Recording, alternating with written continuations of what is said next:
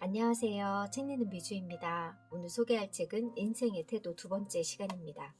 한 번도 안 해본 일을 하라. 인생을 비관하는 사람들은 미지의 것을 대단히 두려워합니다.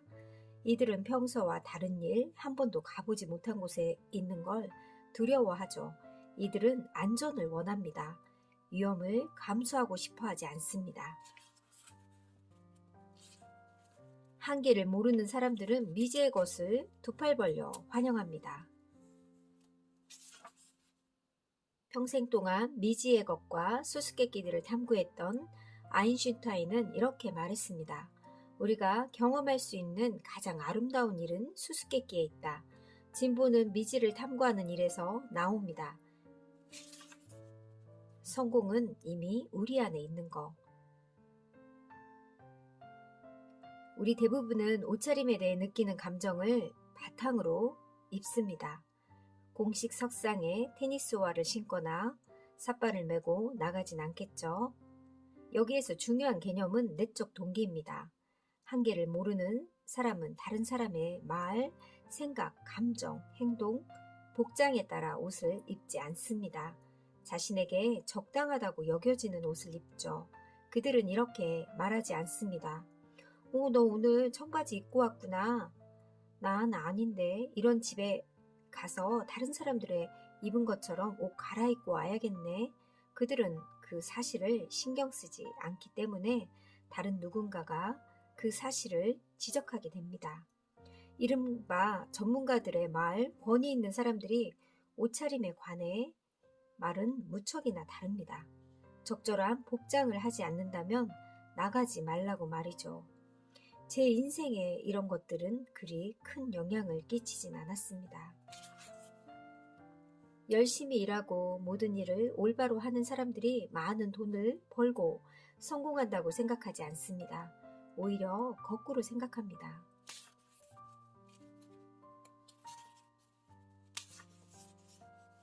행복한 유년 시절을 갖기에 늦은 때란 없습니다. 절대요. 자신의 유년 시절이 싫다며 이제 고치면 됩니다. 난 어릴 적 놀이동산 안에 한 번도 가보지 못했어 라고 말하고 싶은가요? 많은 사람들이 68살이 되어도 하고 싶은 일을 하지 못하고 여전히 그 주위를 맴돕니다. 놀이동산에 가고 싶은데 만일 당신이 3살이나 6살이라면 혼자서 갈 수 없겠죠. 하지만 지금 당신이 놀이동산에 가는 걸 막을 건 아무도 없습니다. 활짝 열려 있어요. 입장료만 내면 들여보내줍니다. 당신은 원하는 건 뭐든 할 수 있습니다. 이 생각이 제일 중요합니다.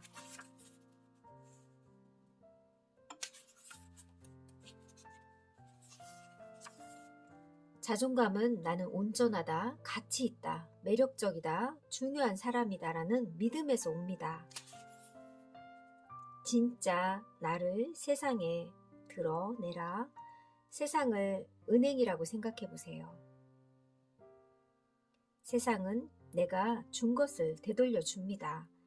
진정성 있는 인간이 되어야 합니다. 우리는 자신이 말한 대로 됩니다. 그게 인생에서 도달한 최선의 자리입니다. 다시 말해 입에서 나오는 말은 스스로 믿고 읽는 것들의 합이라는 겁니다.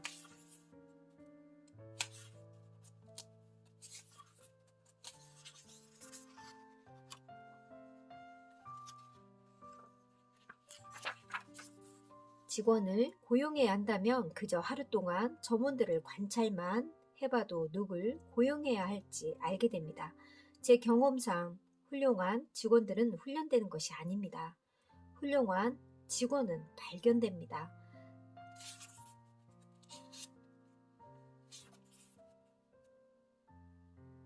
3부 인생의 사명. 용기를 내어 자신의 열정을 쫓아라. 아직 그게 뭔지 모르겠다면 자신이 이 지구에서 존재하는 이유가 그것을 찾는 것임을 깨달아라. 오프라 윈프리. 삶의 목적은 현재에 있다.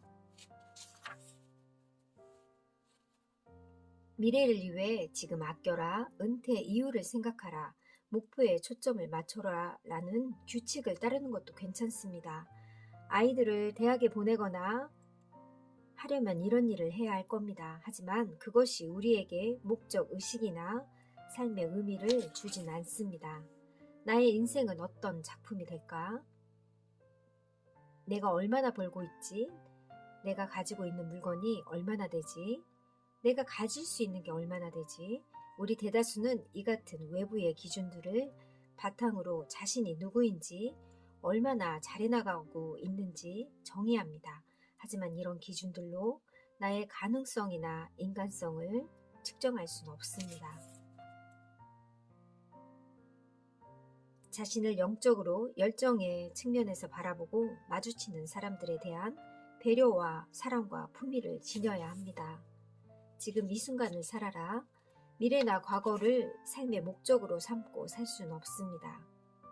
우리에게 삶의 목적 의식을 제공하는 것은 내적 동기입니다.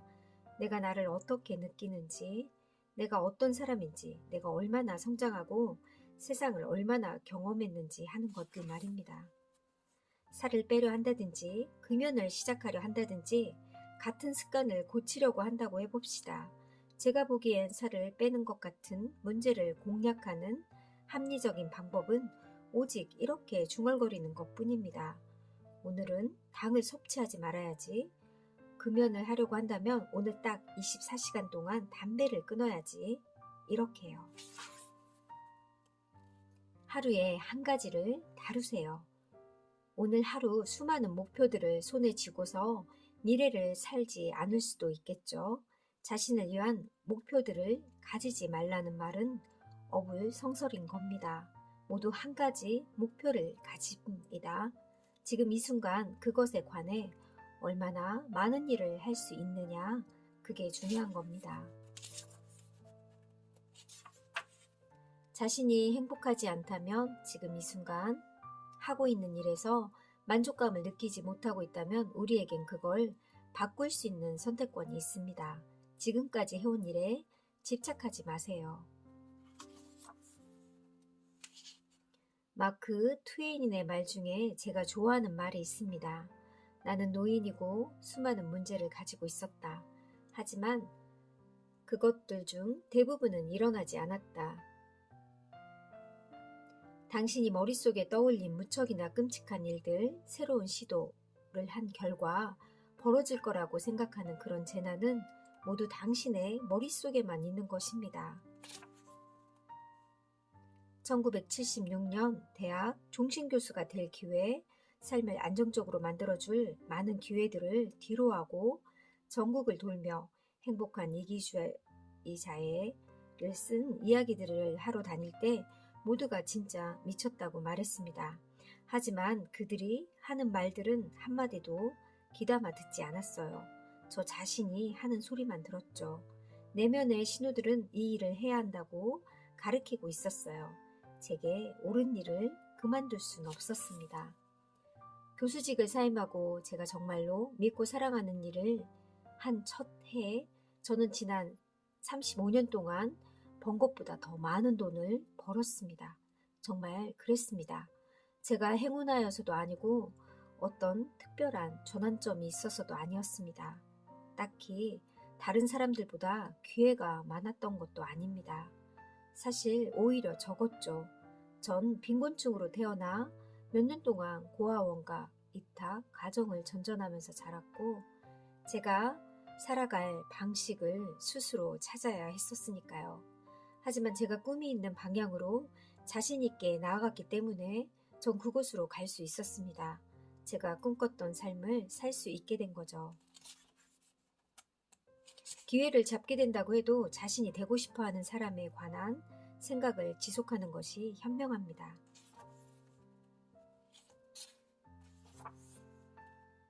내려놓은 것은 일이 아니라 집착이다.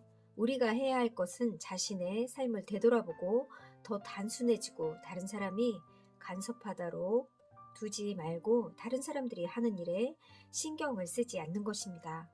저 역시도 요즘 많이 실행하고 있는 일입니다.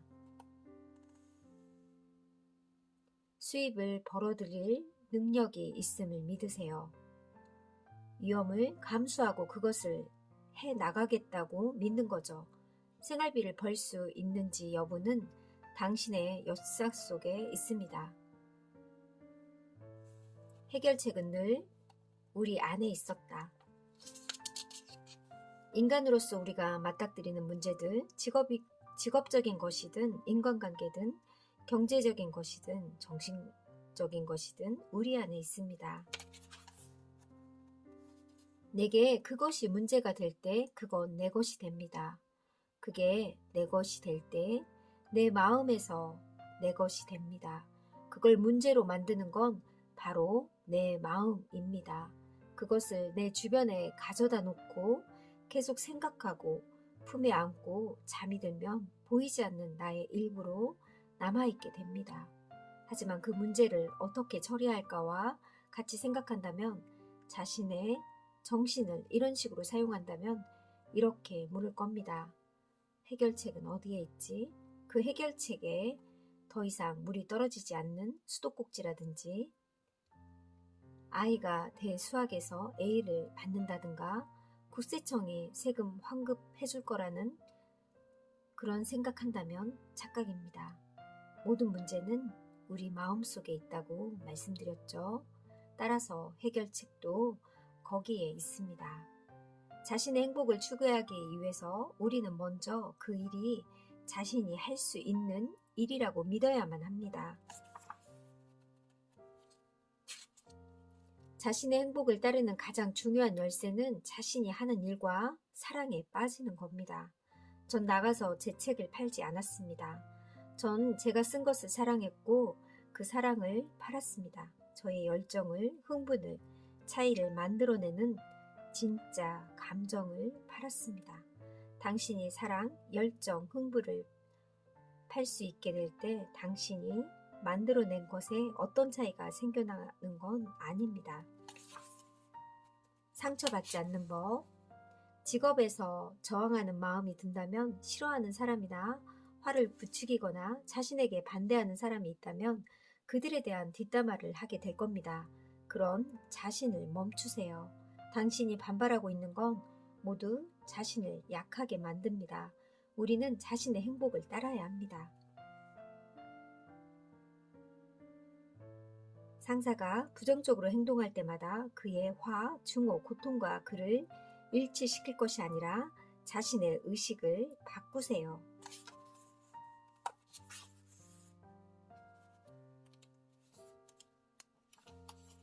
나를 지배하는 것을 놓아주기. 이런 식으로 해보세요. 부정적인 일이 생길 때마다 그 사람에게 사랑을 보내도록 연습해보세요. 제게 돈을 빌려가고 몇 년째 갚지 않는 사람들도 있었습니다. 그런 일이 생길 때마다 정말이지 화가 나곤 하죠. 대체 어떻게 된 사람이지? 난 돈을 빌려준 건데 그냥 돈을 꿀꺽했잖아. 도둑질 아니야? 전 그 화를 내려놓고 그 사람들에게 제 책을 보내주었습니다. 그리고 그냥 흘러가게 두었죠. 전 제때 공과금을 내지 못하는 사람들을 이해하지 못했습니다. 저는 바로바로 냈으니까요. 하지만 어떤 사람들은 저와 다른 세상에 있고 전 그들의 행동에 휘둘리길 원하지 않습니다. 그들이 돈을 갚는 걸 거부해서 제가 화가 났다면 그들의 거부는 제 화의 원천입니다. 다른 사람의 행동이 제 삶을 휘두르도록 내버려 둔 거죠. 전 그걸 바라지 않습니다. 당신 역시 이와 비슷한 상황에 있다면 출근은 오직 하나라는 것을 기억하세요. 바로 그건 용서입니다. 일기쓰기. 자신이 용서해야 할 사람에 대해 어떻게 하면 그렇게 할 수 있을지 적어보세요. 할 수 있는 다른 방법들은 우리 자신의 정원을 조성해 나가는 것입니다. 좀 우습게 들릴 수 있겠지만 전 매일 아침 면도할 때 거울을 들여다보며 이렇게 말합니다. 이 지구상에서 나의 오늘을 망칠 수 있는 사람은 아무도 없어. 아무도. 누군가가 제 하루를 빼앗도록 내버려 두지도 않을 겁니다. 이런 마음가짐을 막 실천하기 시작했다면 오래지 않아 자신은 물론 다른 사람들이 함께하고 싶어하는 사람이 될 것입니다. 이 지구상에서 나의 오늘을 망칠 수 있는 사람은 아무도 없어. 이 말 너무 멋진 말이네요. 나이, 직업, 재산, 관계까지 그 모든 것이 사라졌을 때 과연 나는 누구인가? 이 책은 정말 생각할 수 있는 그런 문장들도 많고요. 좋은 인생의 지혜, 선배가 저에게 인생 조언을 해주는 그런 책 같았어요. 나란 어떤 사람일까? 나다움이 뭘까?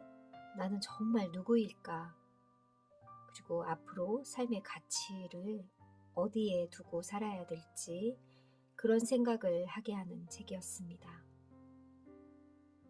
도서관에서 이 책을 빌려왔는데요. 너무 좋아서 이 책을 꼭 소장해야겠다는 생각이 들었습니다. 감사합니다.